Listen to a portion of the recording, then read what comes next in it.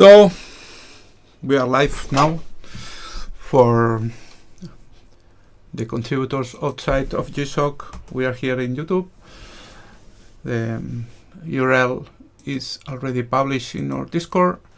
And good morning for the ones on the west, and good almost night for the ones in the other side of the world, and good afternoon for the ones in the middle, that's Spain. And also Egypt, I will say. So let's gonna do this. As you may remember, contributors, the idea is that we're gonna share today some of the status of your projects about artificial intelligence, because we are starting senior mentors, Vedan and Jas are accompanying me, and also we hope to have Google developer expert Moises Martinez in soon. We are starting to see some kind of trouble in your projects.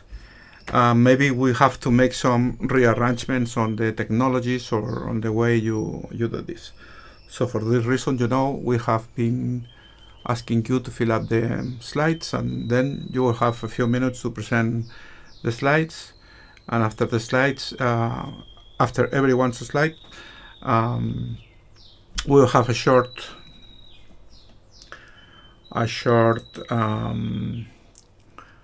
comment, and at the end maybe we have a large discussion about the different technologies and the problems you are having. Problems or situations. I don't want to name problems. I think it's more like situations. So I'm gonna do one thing. Even easily, like I'm gonna share the slides here. And then I'm going to share the slides. 1 second, I have to rearrange the screen. And then you just tell me when you need the slide to be changed, and I will do that for you. Okay?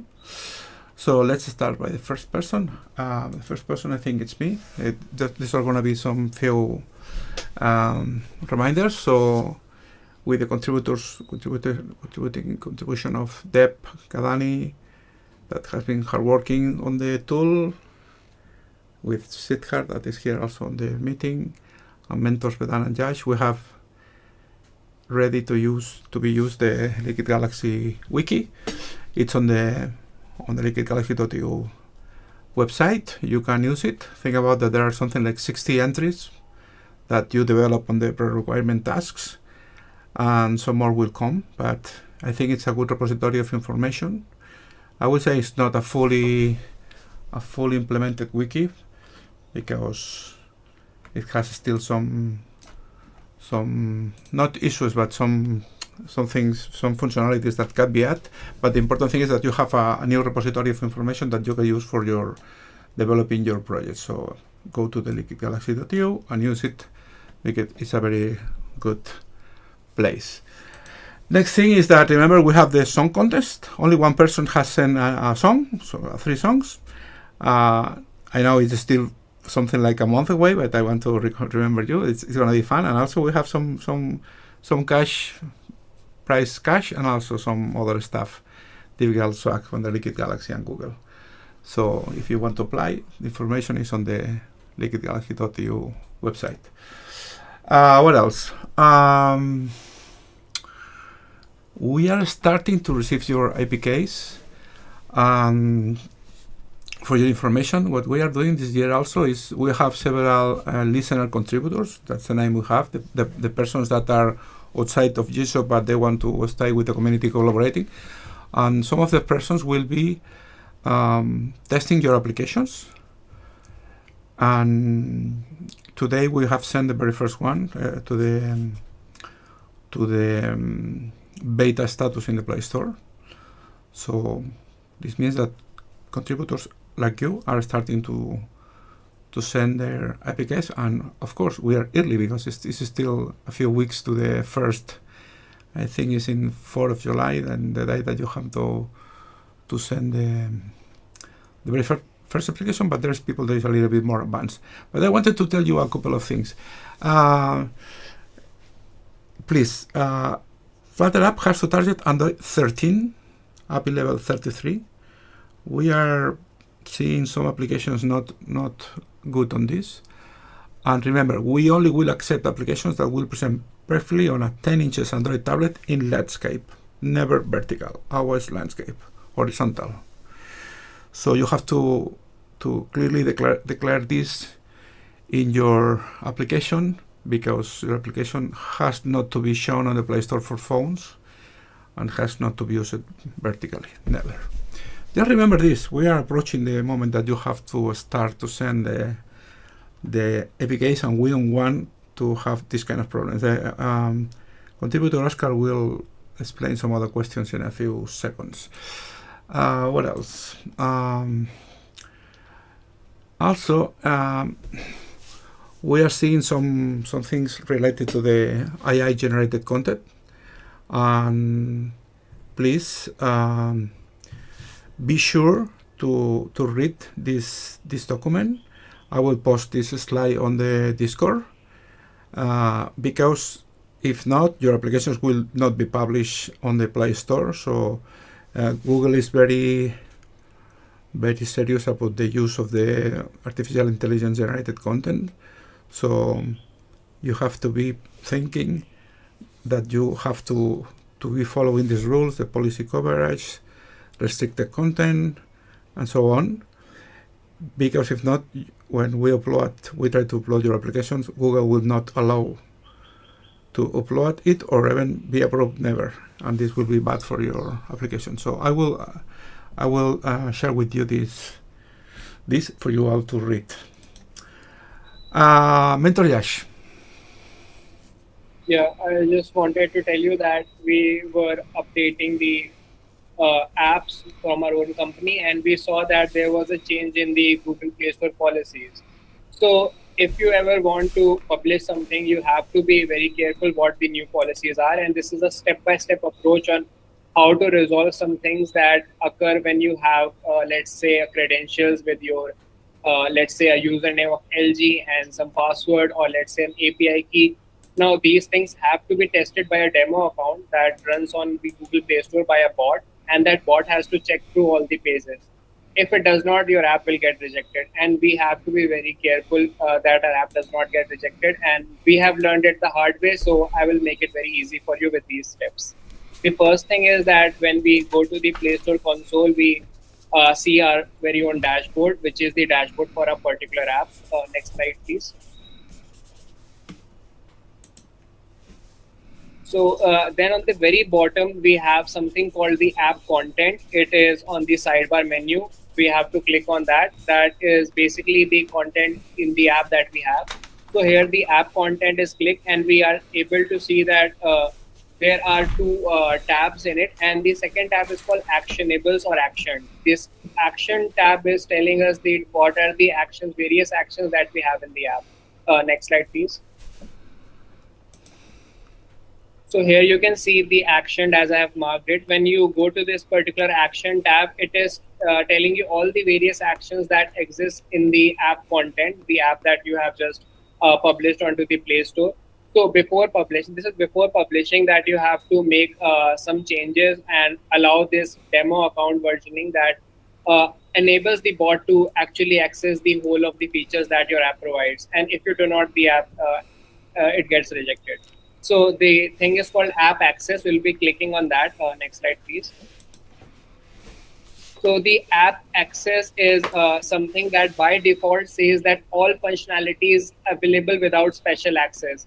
But this is not true in our case. In our case, we have let's say a LG settings page which has the username of LG and a password of password. And let's say we also have the API keys in some of the applications where we have to add our own API keys to be able to, let's say, view all of the pages or view the proper content or all of the functionalities that our app provides. And our app has to pass all such checks and do not get rejected. Next slide, please. So in the app access, we have to toggle the functionality to all or some functionality is restricted. And here it allows us to have in the console that we can give what functionalities are restricted. And we can give several nodes for it. It allows us to have up to 5 instructions depending on whatever is restricted in our functionalities. So next slide, please. So there is a button called add instructions, and we have to also click on that checkbox to allow the Android to use those credentials for the performance and app compatibility testing.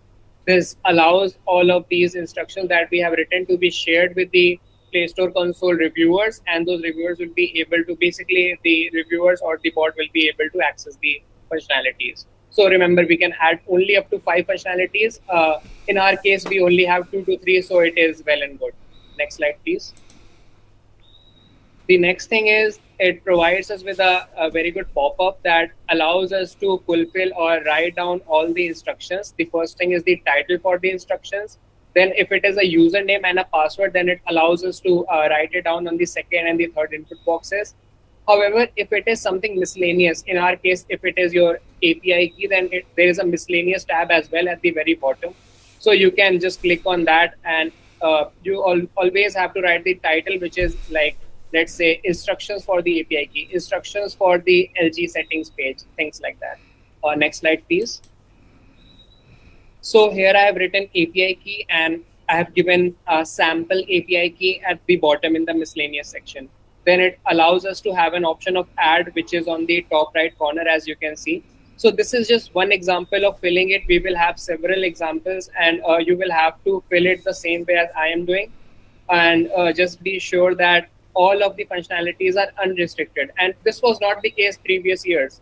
Previous years, we had our apps, and even at my company, we had our apps deployed very easily. But this is something that caused recently, 3 of our apps got rejected, and something which we have learned in the hard way. So I would not want that this to happen in the first place. So all of the things have to go through this Play Store console reviewers as well. Next slide, please. Here I have added a basic example. I have written instructions for setting up the instruction for the visiting the settings page for LG. I have given the LG and the password as default, let's say, username and password. And just make sure the title is very verbose and clear. In our case, most of the applications, or say all of the applications, will follow the very same pattern. They will not have much changes. And just when you have finished writing the username and password, just click on that add button. Next slide, please. So here we are done now. This is the final page where we have given all of the conditions or all of the instructions. It is fairly simple and easy, I would say. And just remember, you can add only up to 5 instructions that the reviewers can see. So yeah, these are all the amendments that have happened, and we need to be very careful about it. So yeah, that's all I have to say. So just to have it clear, those remarks that Mentor Just has explained to you, you are not the ones to be dealing with this, but because this is Oscar's job. Oscar will get the stage in seconds, but Mentor Just has explained this because for you to understand why we have ask you the APKs or the whatever things specifically for the Play Store, because they have changed the behavior, and we need your information from you in a special way for us to try to publish the applications on the Play Store. So remember, you are not the ones that will be dealing with the publishing. This has been never the task of a GSoCer, but this is very important for you to know that your applications have to be published on the Play Store. This is a goal we have as community for GSoCers, and for this we have to do it nice from the beginning, because if not, we will have problems. And for this, I think next slide is Oscar, that is going to explain you what are the problems we are at this moment finding. And also, Oscar has been trying to upload some of the applications you already did in previous moments on the Liquid Galaxy this past year, something like the Keys Contest 1, Keys Contest 2, and whatever other applications like the pre-GSoC requirements. So we are starting to upload applications, and happily we can say that yesterday we got published the very first application from Rofida, and we have another new Liquid Galaxy controller, very short, very nice and short application that is already on the Play Store. So congratulations to Oscar and to Rofida, because you have already one application on the Play Store. So Oscar, explain the situations. Yes, I'm going to explain some of the biggest errors that we have found, and 2 of the 3 errors I'm going to say involve things that Josh mentioned. And in this case, this is the issue found, the metadata. And this is not only what Mentor just said, the part of the login and with the username, the password, the API keys, but this is also for the description. And this error in particular was found because the description had emojis and they didn't accept them and just send the app back. Next slide, please. So for have it clear, you cannot set text for the descriptions to the Play Store with emojis in the middle of the text. Is that the point, Oscar? Yes. And also, what is the thing related to misinformation? They say that the information you give to the reviewers has to be for real. I mean, the text has to be related to the application. So people write some strange words, and the description has to be real. Next. The second issue, this is the credentials that we have for the login to connect to the Liquid Galaxy. In all the cases, this is giving issues. There's a lot of apps that had this problem. We don't know why, but they accepted Rofidas, but there's a lot of other ones that have this error. And the second part of this is also the API key that they just allowed for the apps that had the, for example, Gemini or Google Maps or even DeepGram. Next slide. So, 1 second. Mentor Josh, do you have any comment on this? So if our app has the, let's say, the maps key, and if it is a free key that we have in the environment, maybe it would not be something that we have to place on the console because it will already be able to access it. But something like the Gemini key that we have an input box for and we are not placing it in the app already, so maybe that would be needed to be reviewed and that would be needed to be passed on to the Play Store console team.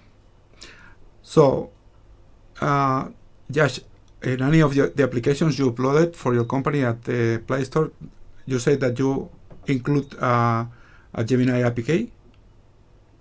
We have done it with the Google Maps key, and we did not have to pass on to review with the Maps key because it was already inside the application environment. So it was already given with the, let's say, the account.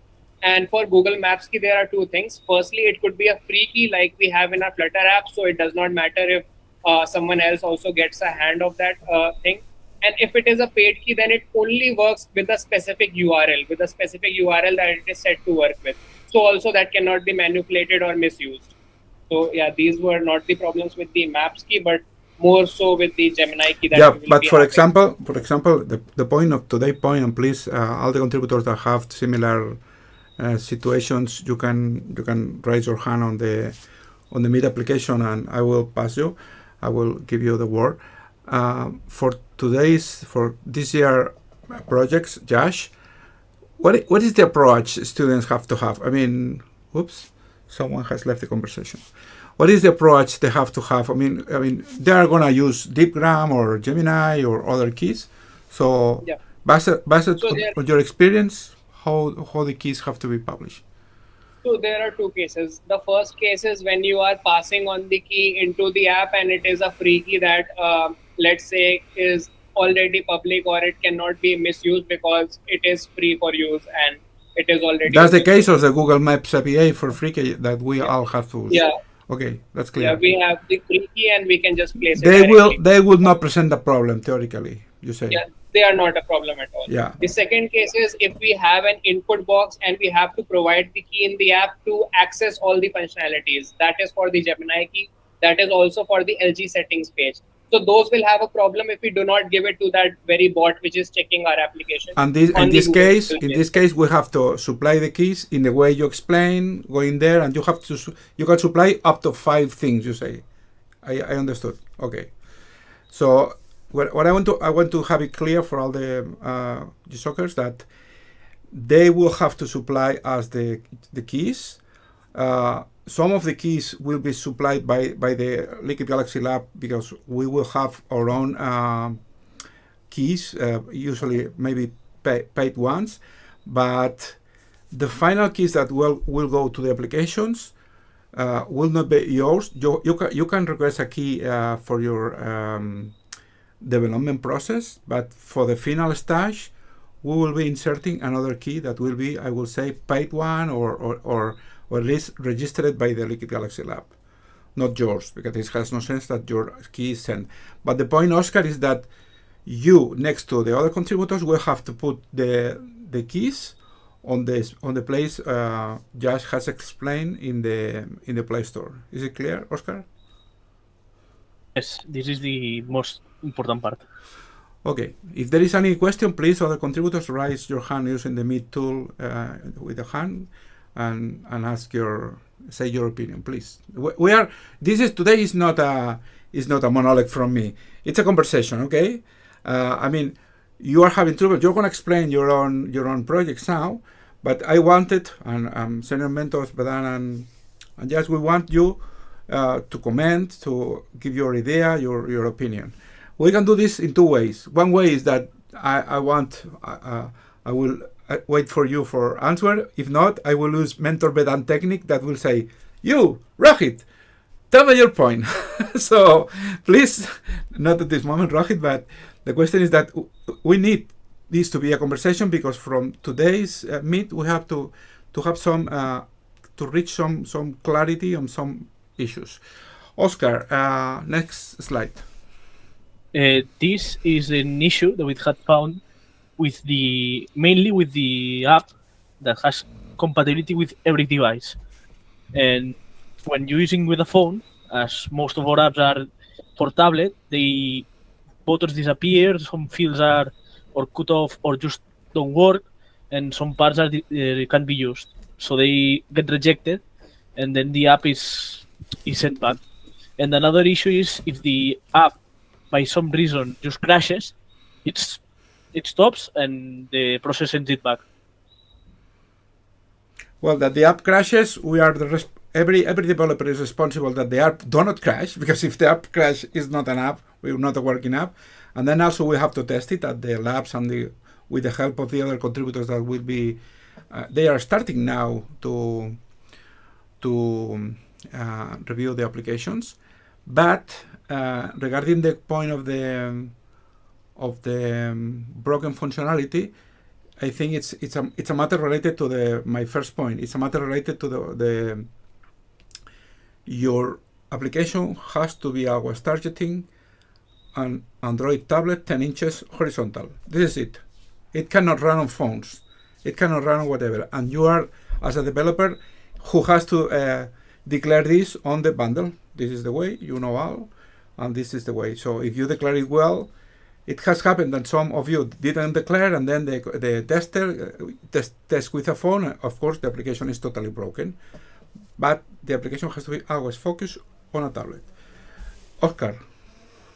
Yeah, I want to add one thing. Please do not use any deprecated plugins also, because you have to be careful. Sometimes you just see the old apps. Let's say you see the La Palma, which was in 2022, and you just see that some plugin that I might be using. Those plugins can be deprecated as of now. So just don't go for them. Just try to see. And even if you want, then there was one of my sessions where I told about the La Palma application in very detailed. And I also told the newer plugins that do exist right now, which you can use in place of them.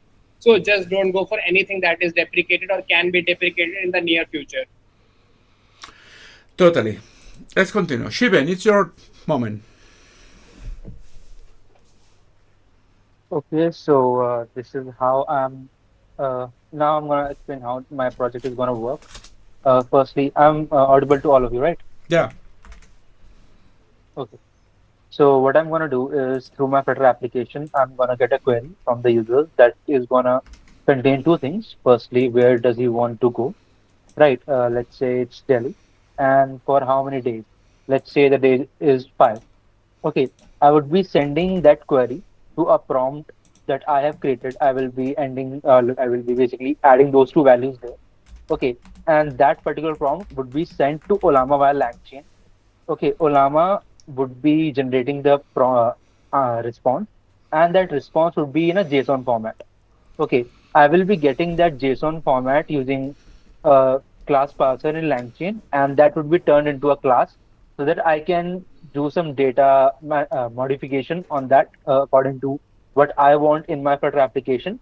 And after I have done all that, I will be sending the class that I have just created in the form of a JSON to my Flutter application to display the result. Okay, so I'm using Olama. Olama is basically a tool that that runs model locally on your device. You can run any model that's available on their website, including Gemma, 2 billion, 7 billion, Mistral, and others as well. And what's LangChain doing in my project? Basically, LangChain is there for me to connect to Olama, as Olama is a standalone application that is running my model, and that model is available on some particular host. So what language LangChain will do, it will connect to that port and send my prompt there and get the response from that particular port. Okay, and second thing what LangChain is do, whatever prompt has generated, the JSON format, whatever it has generated, that would be converting that particular thing to a class that I've created. Okay. And if someone wants to test on how the Olama is working on their device and everything, it provides a verbose mode where if you are putting the query, let's say I want to go to Delhi, give me 5 places. So it will also tell you how many tokens it has used, how much time it takes for it to generate the query, and many more things. We can go to the next page. And Okay, so I encountered a problem while working with my project. Although this problem is specific to my device setup, uh, so since I have a 4 GB NVIDIA graphics card, okay, that is NVIDIA GTX 1650, my response time for Gemma 2 billion is 4 minutes and 7 billion is 10 minutes for 10 places. Let's say I'm just saying that user is gonna say I'm gonna have to go for 5 days, and that's for those 5 days I would be making 10 places, and there's an example response attached to the screen. That's how the response is gonna look with a couple of fields, and that is the prompt that I'm using. To solve this problem, I've used a couple of other machines, some other laptops that my friends have, to see what my response time might be on LG's team and LG's setup. Okay, so that in the future, whenever the app gets published, the response time is acceptable and the user doesn't have to wait for it forever. Okay, next screen. So these are the results in the tested devices. I've used Google Cloud uh, using their server. It had 16 GB graphics card. So the response time was 23 seconds. That was very fast and acceptable time. Okay, but we don't have 16 GB. We have 8 GB graphics card. So I've also tested it on M1 where the response time was 1 by 30 seconds. And that was as low as I could get for M1. Okay, and since we have an 8 GB graphics card, I'm assuming it's going to be faster than that, and the response time is going to be somewhere between 30 seconds to a minute. That's it. So I want to listen your opinions about this. Who else of you are using Olama or LangChain? Raise your hands. Mahinur, Manas. Do not use the tool to raise your hand. Just do it like this. Use the tool only for asking for talking, because if not, the visualization gets broken. So Well, I want to listen to your opinion of the ones that you are using. So, Mahinur, are you having these kind of problems or speeds or issues? Yes, actually, I having the response time is up to 15 minutes, which is very long. But I think that's because I'm working on a CPU, not a GPU, because I don't have a good GPU on my laptop. So I think also that when it's integrated with the Liquid Galaxy lab, the AI server, it's going to be much faster. 60 minutes. 15 That's Yeah, minutes. 16. That's a yes. lot. Oh, I would say a little bit slow. Hello, Moises. Good Uh, afternoon, Moises. Thank you for coming. Thank you very much for your time. Um, if you want to at any moment comment something, Moises, you just tell me and raise your hand or whatever. You can open your mic. You're a senior mentor. Uh, and you, Manas, what's your thing? How is your So I'm also using Olama, but I'm like using its local host to directly. It is served directly on the local host. So I'm directly using that API to get the response. So I'm not getting this long of a time, and my graphics card is a bit better. So it is a 6 GB graphics card. So I'm getting the response in about 10 to 20 seconds. But the quality of the response is not as good as compared to the cloud yeah, services. you will explain this on your presentation Yes. if I remember. I just wanted to start the conversation about what are the problems. So, um, but you say that you get 10 to 20 seconds answers running with what is your graphics card? It is a 6 GB graphics card, 3060. 6 GB, six. Yes. Yes. Uh-huh. This is not also a bigger one, but it's a little bit bigger than the Mahinur that is going on CPU, and this is very slow, of course. Okay, let's continue and let's try to find some things. Mahinur. Okay, so as I mentioned, I'm working with Uzama, Olama, and Langchan, and I also use some of other tools like DuckDuckGo, Chroma, and web scraping. So the problems I have faced, the first one is that Jama model doesn't respond with up-to-date or accurate touristic information. So I have found a solution for this. I'm using extra context from a web search, either directly using the prompt, using DuckDuckGo, or using browse technique. While I'm using web scraping, then use it as extra context, turn it into embeddings, and save it into vector store for retrieving it later and adding it into the prompt so that the model can respond better. And the other problem I'm facing is the response time, of course, which is very slow, but this is because I'm working on the CPU. Next slide, please. Okay, so the first approach was to use DuckDuckGo search to extract up-to-date touristic information and give it as extra context in the prompt. And then in the Flutter application, the user will ask his query.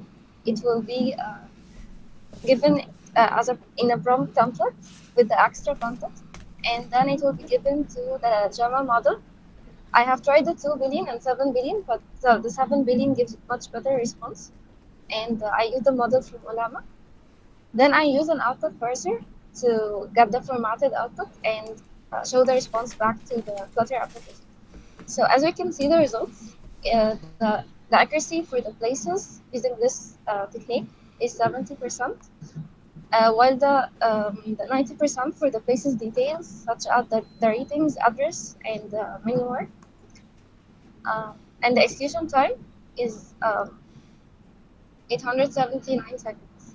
So this is for the first approach. Next slide, please. So the second approach is using graph scraping, where firstly I gather the URLs. I start with the seed URL from a basic Google search and add the user query in this Google search, and then retrieve the relevant URL and do some web scraping to get the content. and divide it into chunks to give it to the embedding models. And I used the embedding model, which is mentioned, that has 8,192 context window size, and this is from Olama. And then I turn it into embeddings and save it into Chroma vector store to use it as a retrieval later in the prompt template. And similarly, we do the same for a string structure as the last slide. Here, the accuracy for the places was 95%, which is better than the previous approach. However, the details are not well mentioned, but I think that this can be solved by better prompt, when I better do the prompt in a better way to make the model mention the details of the address or ratings or any of this. So I guess this is it. So, what can we get from your problem and your solution? Comments on this, please. Anyone? I want to listen to you. I told you this is not going to be a monologue. This has to be a conversation. So, Mahinur has tried some, I would say, creative solutions using the rack system with search or scraping. That's nice.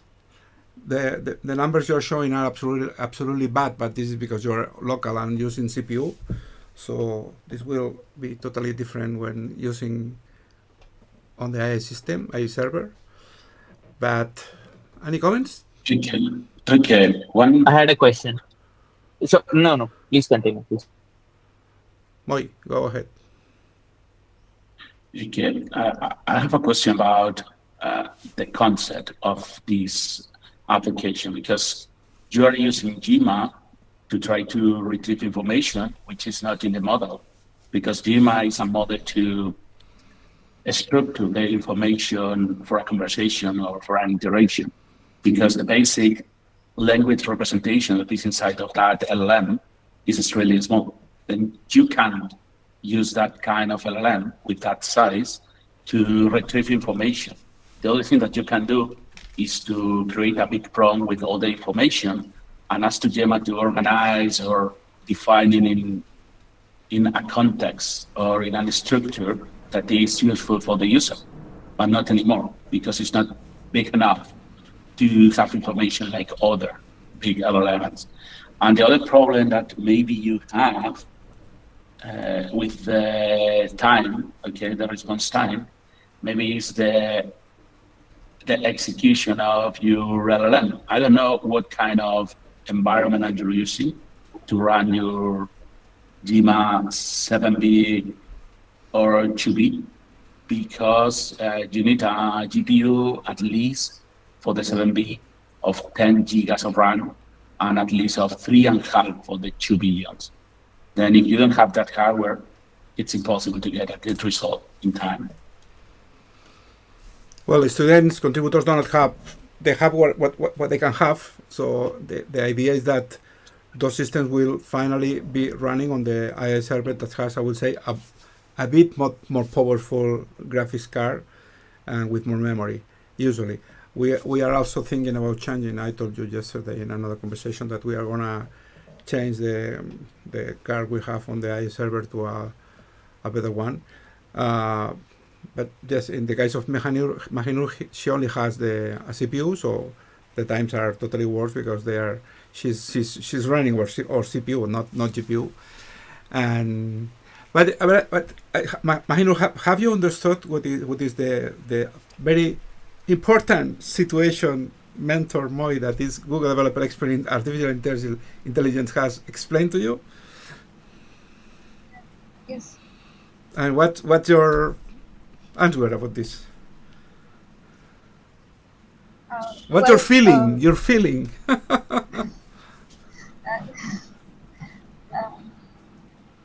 Well, I guess for the second problem, I think it's going to be solved by running it on the CPU. But for the first problem, I think because Gemma doesn't have this information. So yes, I think using the rush technique can make it better when you give it for the context or the context, like training it, but it's not directly training it. So here is one of the most important points about today's meeting. You Mahinur, are the first presenting it, but this is common with other projects. So Moises, the point is that we decide to go for these projects using certain technologies. This is something, it's evolving so fast, and also we don't have all the information. So you have just said that Gemma will be valid only to organize information, but Gemma has not really information inside their enormous quantity of 2 billion tokens, but it's not enough to have the information. My question will be, Gemma 7 billion or the upcoming in any moment 27 billions will improve this, or still it will be a model for just organizing the information?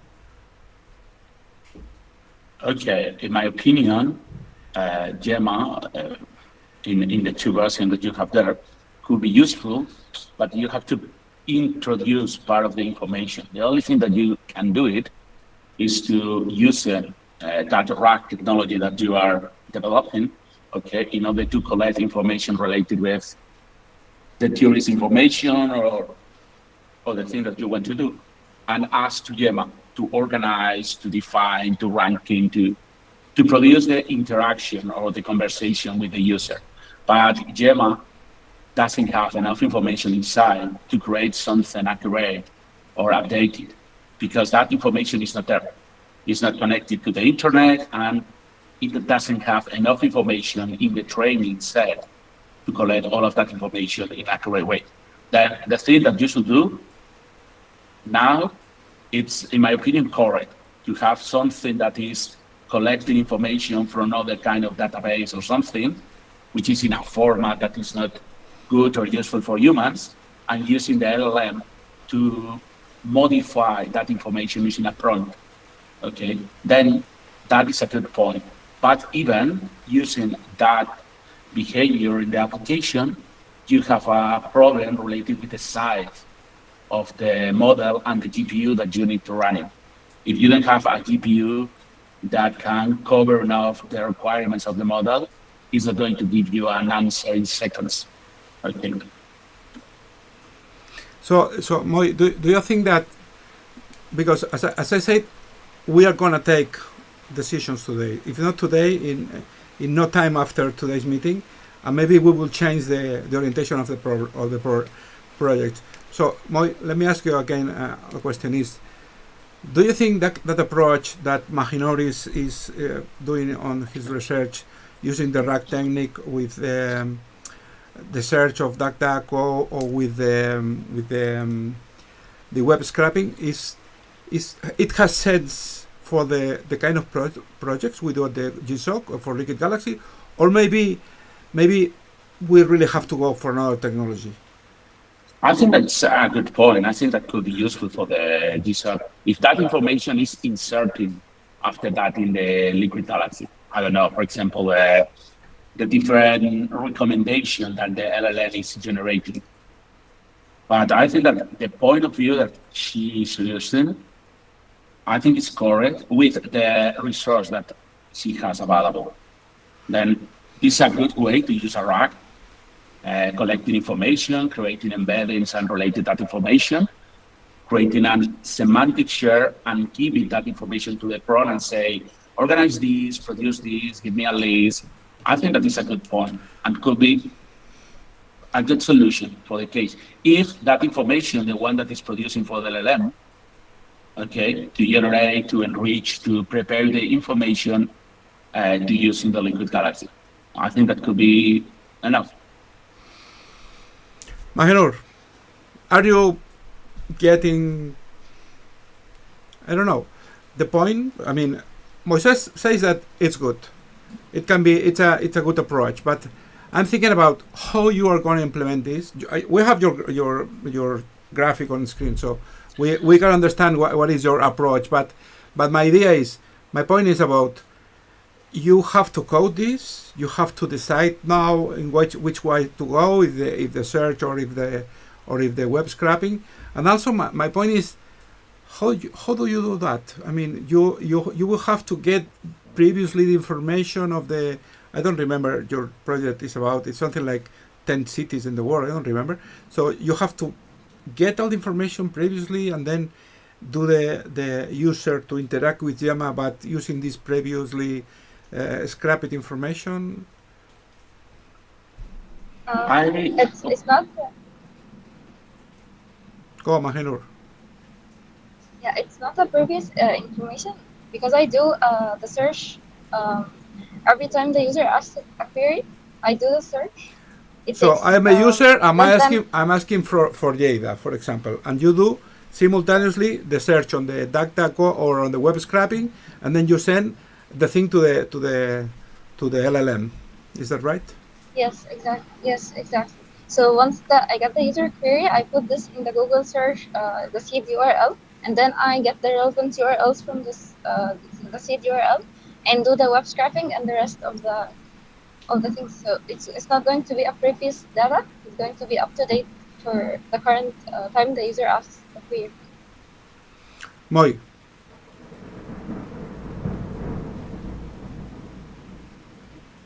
Still muted. My keyboard is not working, sorry.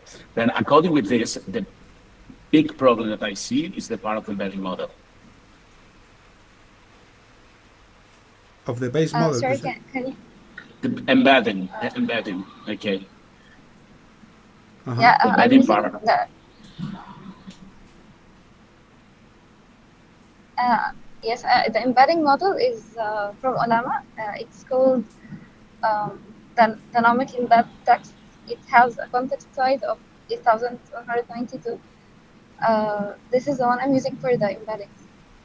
Because one thing that I don't know if you have checked, which is the size of the context windows of GMA, 2B and 7B. And maybe you have more information that you can provide to the model. Then you are working with a small model, okay? And all of that information that you are providing could be more than the one that it can be controlled. Then you have to control that embedding information when you choose one kind of model or another one. Then this is the big problem that you can see. And even if you, for example, execute this architecture in a computer in which you have enough information, okay, or enough powerful for the GPU, maybe the embeddings is not working because you have more information that it's possible to manage by the model.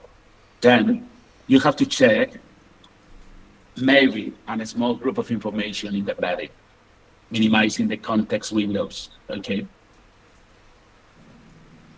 Yeah, okay. I tried to use first another embedding model which has a smaller context window. It was I think 256, but it didn't give good results. So I thought that when I increase the context window of the embedding model, it's going to give better results.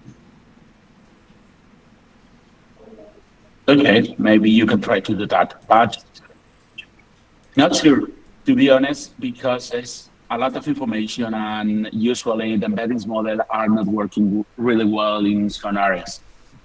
And that is the other problem that you can face. Maybe you can try first without the embedding model, using only the information that you are collecting from the web scraping in another way, in order to say, okay, I have all of this information, try to create an itinerary or something like that. I don't know, a path or a process to move from one point to another, I don't know, according to the embeddings. And maybe a good point is to try to using the raw information from the web scraping and pass that information to the LLM and see what is happening. And maybe it's working well.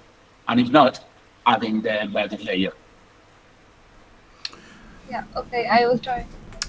Yeah, because there are many complexities here in the embedding in the vector database that you are going to use for semantic research and in the embedding process to generate all the embeddings for the different contents. Then I think that is bigger than it should be. Okay, I think it's a very good point. Just Mahinur, you are continue in that direction. Try to continue doing tests on the size as mentor Moises is telling you, and just we will keep an eye on this. You are the first one on the trying, but if you need help, ask us.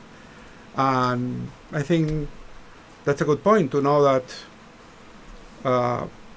I mean, we don't know at this moment how fast will be the final system, but remember that this is something that's going to happen. We have to actually till we have the initial codes and we start to put the AI server at work with your beta releases and so on. We will not have in the information the final feedback on what is the timing and so on and the results. But I think it's a good way. So Moises says that it's good. Continue this line and let's be over it. Okay, let's continue with other contributors. Ryan.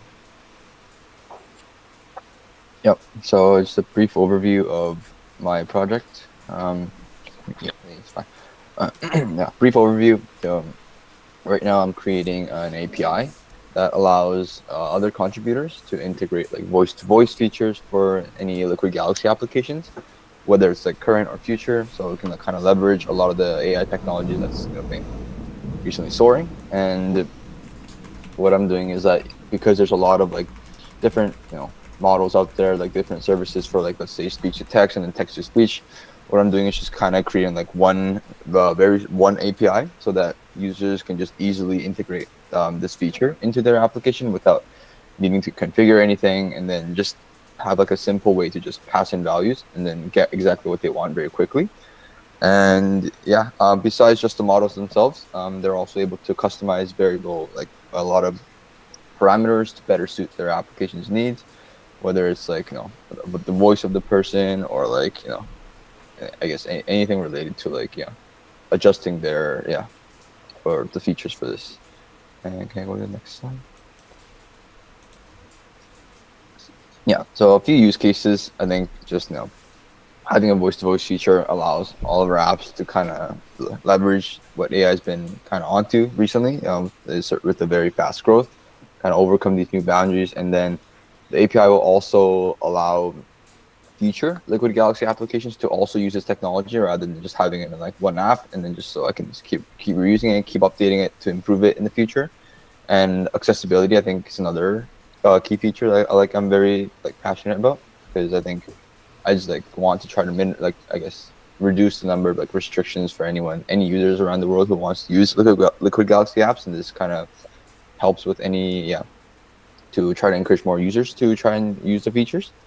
And yeah, just I think having this API is like an easy way for us to just maintain it. It'll be easy to update and add more stuff as more models come out in the future. And then if they're using this for the years to come, it's just going to be easier to integrate everything and update and maintain it.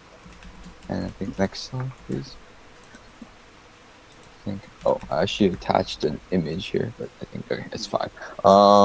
Yeah. So I did originally I attached an image. I don't think it got there in time, but yeah. For now, I completed the text to text so using the Grok API interface, and where users can just pass in content and it throws it into the Grok and gets a response using various models such as Gemma, Mixtro, and and some API features. So I think because a lot of APIs are very complicated, and so what I'm doing is just making the passing the parameters very, very easy, just one object, and then users can just configure whatever values they want, and then the API will parse it correctly and then just send it to the API so that the contributors don't have to go through all the work of figuring this out and that out. So it's just very easy. And then the three main features are speech to text, text to speech, which is I think hard to speech to text, which is just a live stream recording, and then there's also Grok, which I completed already. Just my main goal is just to reduce any sort of setup or code configuration for any other contributors, and then be able to maintain it for the future. And also, yeah, the documentation I think is going to be very, very important just to streamline the experience of integrating everything. But yeah, so yeah, I think that's it on my side.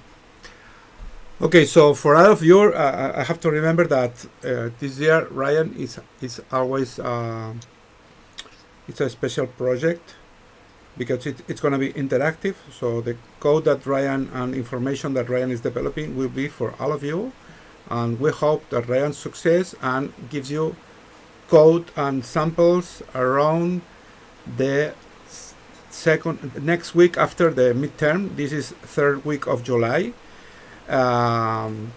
This way you can start to add this functionality to all of your projects. I will say at beginning of August.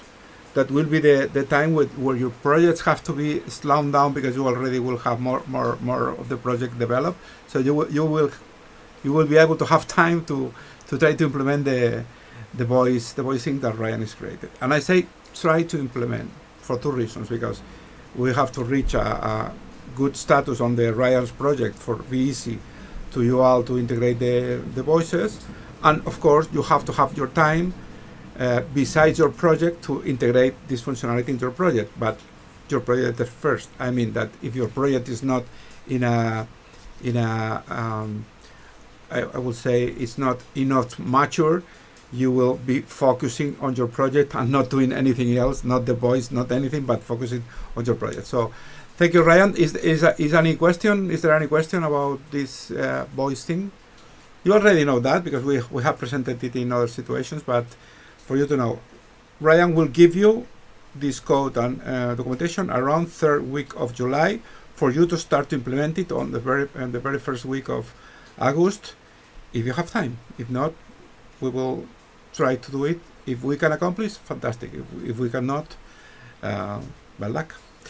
Okay, thank you very much, Ryan. Next is Siddharth.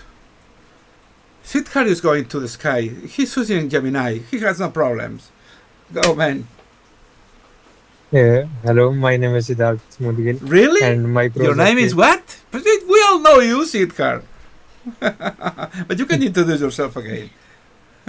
My project is LG Gemini AI Touristic Tool. So I am using Gemini API for getting responses. So my approach is to like do parallel prompting. So the user will give input like place name or budget information, and the app will write prompt for the user so that user can get like more precise and accurate responses, and it can also be like similar to all responses. So next slide please. So the use cases for my app are like exploring tourist places or creating budget plan, showing recommendation, or showing local cuisine.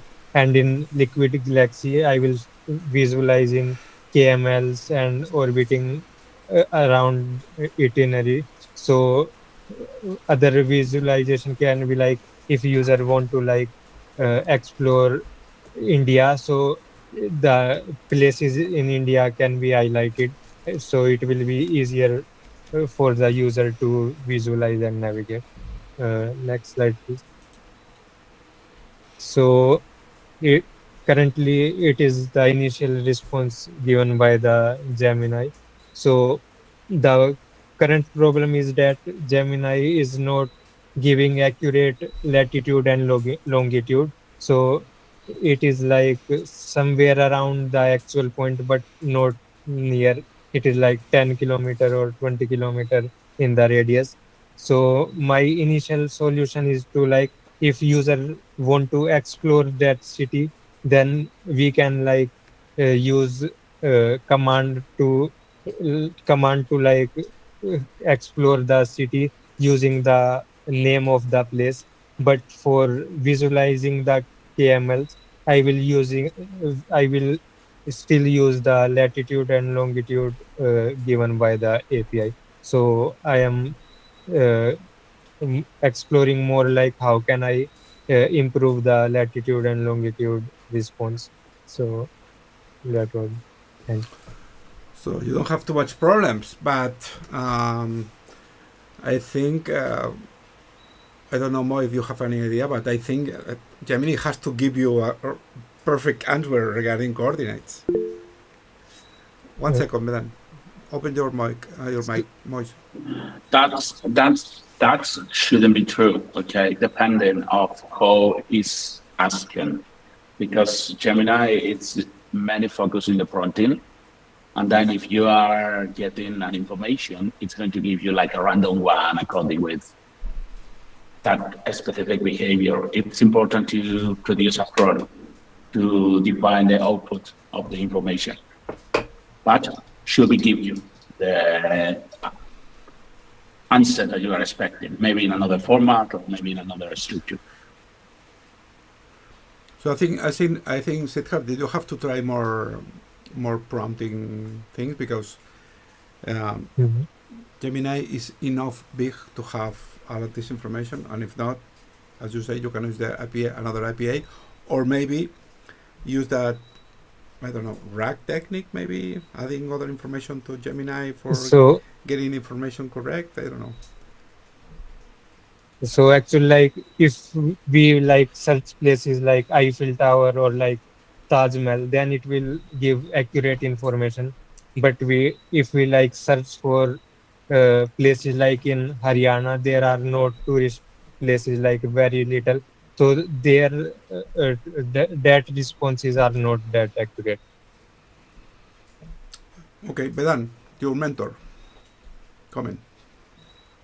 Yes, so I think that we are taking a solution and searching for a problem. I think the solution for the problem is very simple. We simply we have a list of the places, and we simply search it in Google Earth. That's one thing. And if we want the coordinates for the KML, then we can simply use a geolocate API.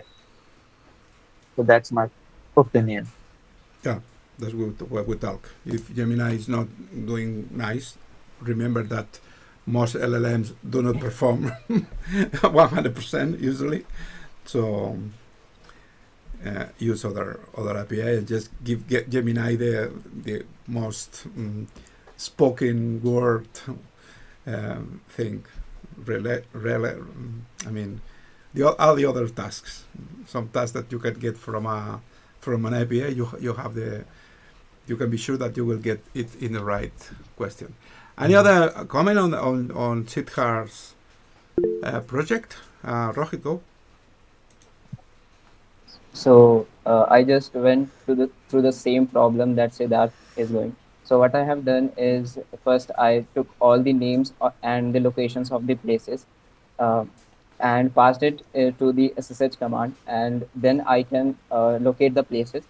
And for the coordinate thing, what I have done is, because we are already using Google Maps, so there is a portion called geolocation, and where we just pass the name and we'll get the coordinates. So I think that will be a good approach, because we will be using both of them in the projects. Okay.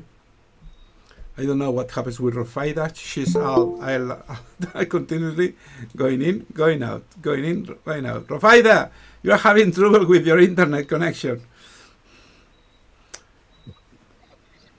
Rafaida. Can you hear me? We can hear you, but you are in, out, in, My out. internet connection Today is totally crazy. Okay, let's continue. Manas. Hello, yes. So my name is Manas. Approach to the mic. Approach the mic. We are not listening. Am I audible now? Better. Okay, so my project is the LG Touristic Explorer. So basically, my use case will be getting the historical, geographical, cultural, etc. data, or data about the point of interest about a city through local LLMs. So using the Gemma model, I have tested 4 different softwares. That is, first of all, I've used Colab, then Olama, LM Studio, and Jan.ai. So firstly, using Colab, using the T4 free GPU, I was able to get about 20 seconds response from the 2 billion version, and from the 7 billion version, about 70 to 90 seconds, I'm getting one response. And the different I have tested different models for this as well. The 4 different models I've used are like the first one being Gemma 2 billion parameter version, which has like in 3 different quantizations, Q4, Q6, and Q8. Also, the instruction trained version I have used, which is also in the Q4 quantization. The new Gemma 1.1 I have used in both Q4 and Q5, and Gemma 7B. My current local GPU version is 3060 6 GB graphics card, and the AI server has 8 GB 1080. But as I've seen online, the desktop GPU should perform better than my local machine by a little more margin. And moving on towards the actual results, uh, I tried like using 2 different styles of prompts. The first one being direct access to direct prompting to the LLM. So I directly send the name of the city and the pre-prompt that I have created to the model, and using that I'm getting some responses. But those responses are not that accurate. I get them quickly, but they're not as accurate as needed. The second thing that I've tried is I have made a custom data set on Hugging Face itself. It is for about 4,300 cities I have covered. Each of them has their historical, cultural, and geographical data in it. So about 13,000 rows are present in the data set. So what I do is when I'm searching for the city, I search for that entry in the data set, and I get those particular information into the prompt, and I send it to the uh, LLM. But that response takes a lot more time as compared to the original one. Next page. So here are some of the outputs which I get using LM Studio and Olama. I'm using a Flask API here with Olama as a parser in between. So all the unnecessary markdowns and some the different data sets which I'm getting the data from, all that data is added in the Flask in the Python script, and then the model accesses the API to get the response, and it is sent to the Flutter application. Next page. So the problems which I'm facing currently are the accuracy of the output. So the accuracy is not that great. For example, if I search for data in the historical fact, for example, it gives some information about some event that took place in France or in Germany. It is not that accurate. It hallucinates and creates similar information again and again when we are giving some prompts and providing the data. The information about dates is not correct, and the information that we get is not that detailed. So whenever I'm like showing the information in flashcards, it is very less. It is like just a single line information.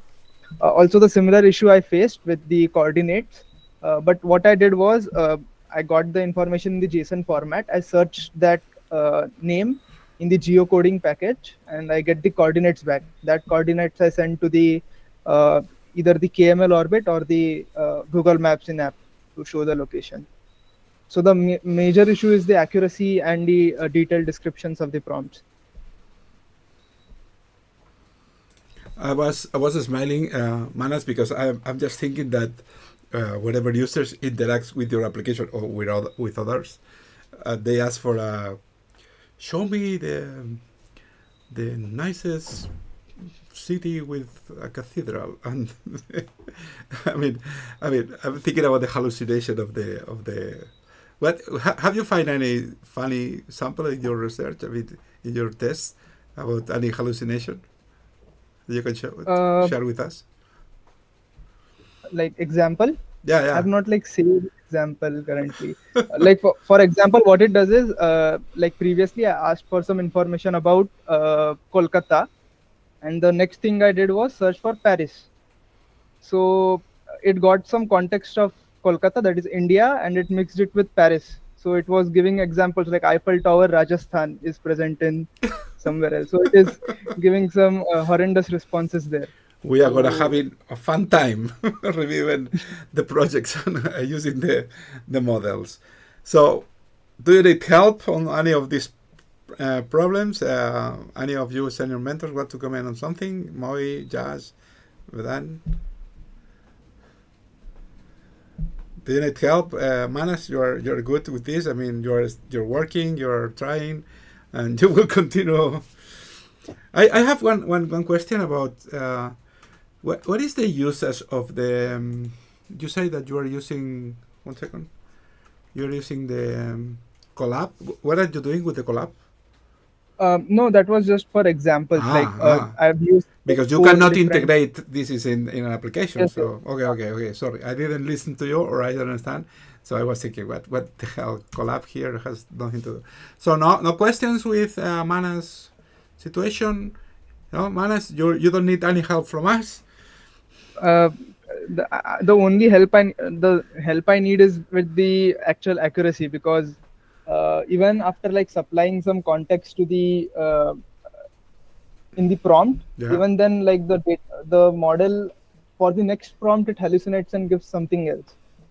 So that is an issue I'm facing currently. Well, also you're using Gemma, so as Moi says, Gemma is open source, but it's a very simple model with a few bits of information.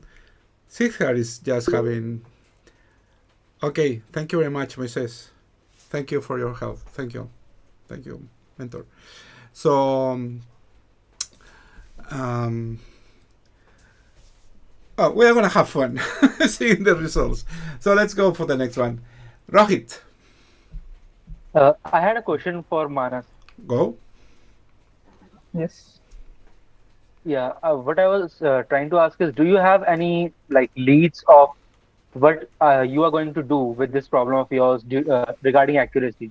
Because we all are kind of like having the similar situations. We are using RAG models, or in your case, you are using your own data set. So, have you found any leads that might be useful in solving this problem of yours?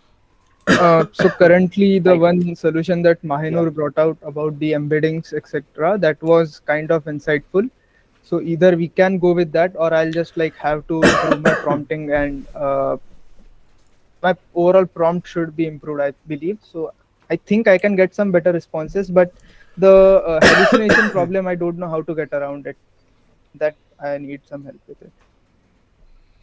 Okay. Regarding this, I would actually like to add something. Go, Aritra. Yeah, so there is like one thing I would like to say is, since all of you are facing problems with the model hallucinating random data, like you could use an API to get the actual data and then pass it as a prompt to your model to then extrude on that actual fact, right? Yes. So like I could suggest the API that I'm using, that is GeoAPI Places API. So that will give you a Wikimedia tag for every POI that you get. And then you could use that tag to get information for that particular POI, and then you could pass that information as a prompt to your model that could extrude on that, and at least the fact would be true in that case. So like continuing with your argument, like I'm doing the same. So I have actually created a data set for the same purpose, to get data from the data set and then include it into the prompt. But the issue is that after 2 or 3 such prompts to the model, it starts to give some random outputs. So that I'm not sure what it is doing at the back end, but it gives. So for example, if you search for 2 different cities, in the third prompt, it will give the output of the 2 cities combined. But if for the third city, you are giving the information of the third city from the API itself. Yes, and yes, then yes. you are just telling it to extrude on it. Like, so then it will say, for example, I remember one example you said where like it was saying Eiffel Tower in Rajasthan. So if I say that in Kolkata, these are the POIs, and this is the information about these POIs, now talk about it. Then it shouldn't confuse with another POI from another place, right? That is what I'm trying to say, that I can like provide a link to my dataset as well. You can see that there are different, like it is point-wise description it is given of 3 to 4 cultural facts or geographical facts, and all that data is included itself in the prompt. But the one more major issue with local models is the quantization of the model. So even if I'm having like 6 GBs of VRAM in my GPU, I'm only able to use at max Q4 quantization, that is 4-bit quantization, whereas the general model, which is like served on the internet, uses 16 bits of data. So there itself, the quality and precision of the output is reduced, and whenever we are like adding further inputs into it, it tends to not give the better result. I'm also like regarding your query about providing the data, I'm providing the data for each and every prompt. So it is not that I'm not providing the data, it is something related to quantization and the size of the model, I believe. Do you think it would be better with the 7 billion model? Manas, I'm asking you. I was not able to like test it correctly with my local machine, because running the 7 billion model like completely crashes and hangs my PC. So I've not tried it out yet correctly. Well, we Vedan, go. Yes, I would like to mention a couple of things here. So the first thing is, yes, definitely, I agree with Aritra and also Mentor Moises that we are using the LLM as a source of information, and if we do that, then we are going to get into trouble with accuracy. So instead of doing that, we can use another source, and for that, Mahinur mentioned the second approach of web scraping. So in that, there was 95% accuracy in places and relatively much less accuracy when asked for the details of a place. So what we can do is we can just generate the places from the large language model if needed, or what we can do is use those places and flunk the unnecessary information. Like we can not include the latitude and longitude in the LLM responses, or even short descriptions. We can only use the large language model for creative work and, as Mentor Moises said, organization of information. So, like, if we want some creative work, if we want to generate a story, a fictional itinerary, then I think that should be the purpose we are using the LLM for, and not as a source of information. Because if we do that, then we already have a solution for that. If we think about it, as uh, Manas used, I believe, for geolocator API, I believe everyone should do the same. Simply use latitude and longitude. If you want to use latitude and longitude, simply use a geolocation or geocoding API. I think that would be the best approach, and not stress the LLM for it, because the LLM is meant for creative work. Yes, that would be my 2 Good. cents. I would also like to add one more point to this, like running the prompt locally and adding the information. So many of the models which are running locally generally have the context size of only 2048, I believe. So that also Why? poses some. I don't know why. I think it requires more amount of RAM to get that context size into the model. So the input size is many times reduced. But the context windows are usually 8K. No? Yes. So for example, I've used Jan AI. So it provides like very fast inference time, but the context size is only 2000 there. Mm-hmm. Curious. What have you used the Gen AI for? Jan AI is used for like running the Gemma model itself. So it is similar to all the three different LM Studio, Jan AI, or Olama. Vedan. This is I just wanted to say something. This is just an opinion. Maybe if we are having so many problems with the 2 billion parameter model, maybe we can take a bit of a risk, spend a little time. It may be a short or it may be a failure, but we can just try to run the 7 billion model on the AI server in Lida. And maybe if someone could do that, it would be a help for everyone. And it may be a success, it may be a failure. It is a risk. someone will have to spend some time, and it will be a gamble. But I think if we want to tackle all these problems, I think it is worth it. But I ask already this question to Mentor Moises. He has to leave because he is working at this moment. But remember, my words were: do you think this can be improved when we use 2.7 and 27? Because it's gonna be a 27 version of Gemma. So he didn't answer me right. I don't know if he understands me or what. It's raining a lot here. So Yes, so I think I agree with. I am not sure if this is gonna improve the thing, because if you go from 2 to 7 to 27 and compare with the gazillion, I don't want to name 400 million, 1,000, whatever quantity of tokens the other LLMs, not open source but closed source, have. I don't know, but answering your question, our colleague Oscar, that is just locking down to their mobile phone, will try this next week to implement the Gemma 7 millions on the AI server. This is one of the tasks he has to do. Also, because remember, when you start to send code for the AI server, we already have the AI server ready. But again, it's gonna change because we are gonna improve the AI server and go up in the memory on the card and on the memory.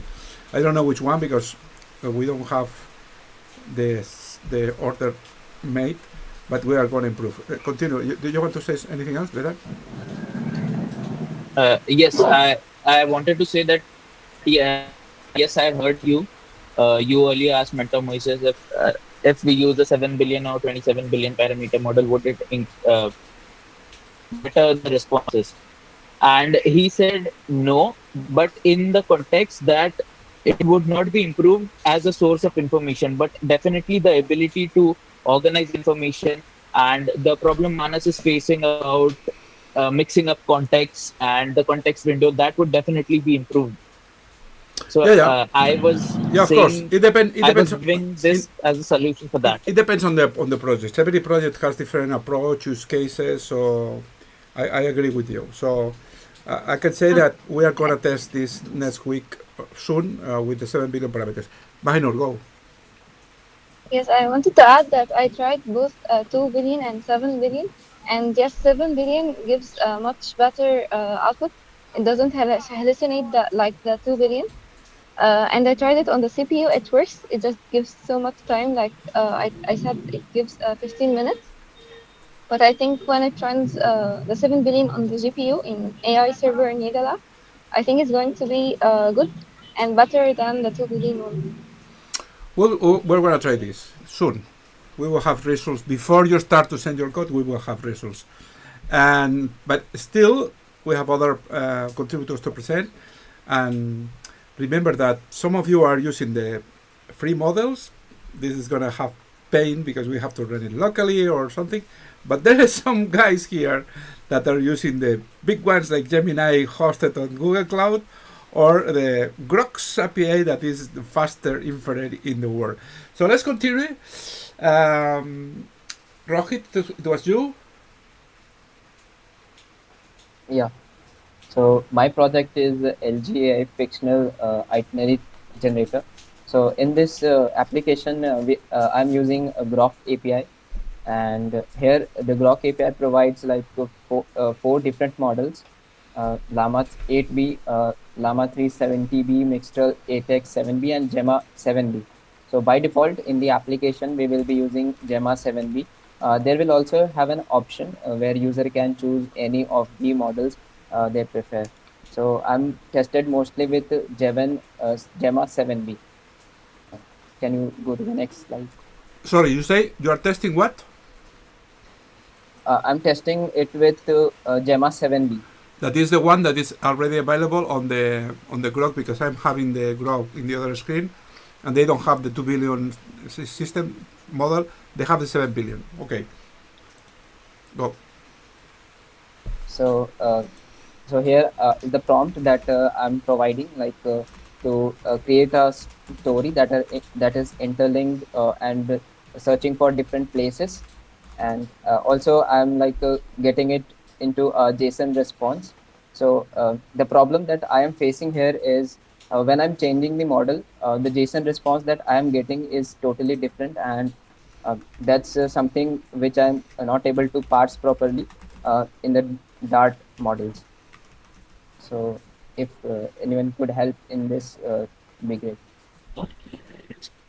Rohit, I have like myself used Grok for a couple of times, and what I did realize was that you would have to write different prompts for different models, or else you would have to write a very simple prompt that does not involve creating a complex JSON format. Like you can just tell it, create an array of places, and every place should have a description. It should not have more than that. Otherwise, if you give complex prompt to different models, every model would give you a different answer. That is what I observed from my interaction with Grok. Okay, thanks, Even. So that was really helpful. I will try that. And so that's all. Like in Gemma, also I'm getting the response in around 1 second, and different models have different timings, and these are all around approx 1 second in between. At this And point, talking about at this point that Mahinor has his camera closed, is opening her eyes because she says 16 minutes and you say 1 second. So we have something here, something happening. Mahinor, are you there? Still there? 1 second, 1 second inference, 1 second to your 16 minutes. Something is happening here. Continue, Rohit. So there will be use cases on the device. I will be using it for generating all the sub POIs along with the places name and all about the information of that place. And on the LGRX, I will be using it for showing the place markers and also the camels on the Liquid Galaxy Rex. Questions? So that's all.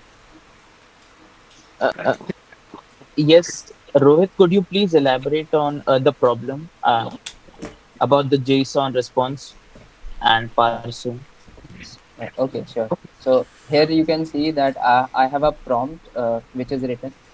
So it's like when I'm trying to send this prompt into Gemma 7B, then I am getting a particular JSON response. Now, if I change the model and if I place like Llama 3B, and then the JSON response changes, and because since I have a single Dart model to process or to parse the information, so that time it's giving an error while parsing the JSON response. How and why would you need to parse the information if it is already in JSON? No, like since I am it's like whenever we fetch from the APIs, we need to convert that into the Dart models. So I'm trying that approach. Okay, so you do not have any problem with the JSON response. You just have a problem with converting it to a Dart class. Okay, Right. okay, got it. I just had a doubt. Yeah, Can Rohit, there could be a very good solution to your problem, as you yourself said, that models are giving different responses. So what you can simply do is create a different pre-prompt for every model, so that you can get a similar response from every model. Yeah. I mean, that is the best you can do in your case. Yeah, that will be great. But Rohit, remember, So I'll try that out. Rohit, you are using Grok, and you will offer the users of your application the ability to choose the model, but for real, your focus has to be on Google models, as all the other contributors. So it is nice if you can do that, as Shiven says, that having a specific prompting characteristics for every model, but focus on getting the answer for Gemma. This is your focus. We have to work with Google tools, okay? So, and in this case, Google LLMs. So you're a happy guy. You don't have any problem. Your inference is 1 second fast. Zoom! The fastest here. Chithar, how much is your inference time? It depends on internet speed. It is, I think, less than 1 second. How much? less than 1 second. It totally depends on internet's Less speed. than 1. So you are faster than Grok. Yes. No, I don't believe. Okay. Even I don't believe it. Even I don't believe it. I don't believe. I can ask Gemini. I have it here. There's one of my many monitors here. He's listening to us. Okay, thank you very much. So guys, this is the end of today's meet, and as I said, this is not a monologue. We wanted to have a conversation. So let's spend a few. I'm gonna repair this. A few minutes talking about the different situations. Anything you want to comment? Open mic, please. Don't raise your hand. Just start saying. There was one thing that I wanted to say. I mean, we already have a WhatsApp group for all of our projects, right? But I mean, we are, especially the AI ones, we are all facing the similar problems. So we could like get more active on that group or that. Oops, I think Shivan is not with us. Shivan, your internet is broken, or whatever thing happened with your machine. Any other comments? Let's wait for Shivan to come back. Oscar, leave the phone, man. Look at us. We are nice guys. Look at us. Other questions? Shivan has stuck. Get stuck. So Manas, show your shirt. Just to get envy from the other colleagues. We sent this you whatever prize with. What was the reason? The Kiss AI contest. Okay, you lucky guy. Shivan is still. Well, I thought he was starting to say something like, Bain. Do you catch him? I think he said something like, "Do this suddenly." Maybe this was his question. He might I try think to he say. was asking like maybe all the AI projects, all the contributors and mentors can be in a single group. So we can be active there. So we can solve our common doubts. We have a group, but no one is using. We have a precious Discord. We can have open Discord conversations here. Just be active on the Discord. So you can do, but of course I understand that. My mentor just said this the other day. You are shy this year. Other years we have plenty of conversation on Discord, and this year nobody is talking in Discord. So you never know what's going on. So as I think today's fourth meeting in GSoC has been successful, I hope we have guided you with some of your troubles. You have shared your. This is something we didn't do in the past in GSoC among us. Every mentor work with contributor, and they don't share the ideas or everything else. Those were, as Google say, projects, standalone projects by every person. But this year we are trying this, and I think this is nice. So guys, thank you for coming, and let me remember you a few things as always. Remember the dates. Times go so fast. At least today in Lleida, summer starts now, today, in a few hours. Summer time. So the 4th of July, 6th of July, the demo day of the 10th, everything is approaching. So work hard, ask questions, meet with your mentor, update your GitHub on a daily basis. We are having plenty of troubles with the students that are not updating their GitHub, and we are not aware what they are doing as a group, not as a project, because it's the mentor that has to be on the student. But we need to know the situation. Also, please update your workload on a daily basis. We need to know that you're working. If not, we will have problems. And I never want to say this word of having problems, because we all selected you because we confide in you, and we are totally aware that you're going to success. We are here to help you, but you also have to help yourself and help us. So, thank you for coming, and see you soon. Bye-bye.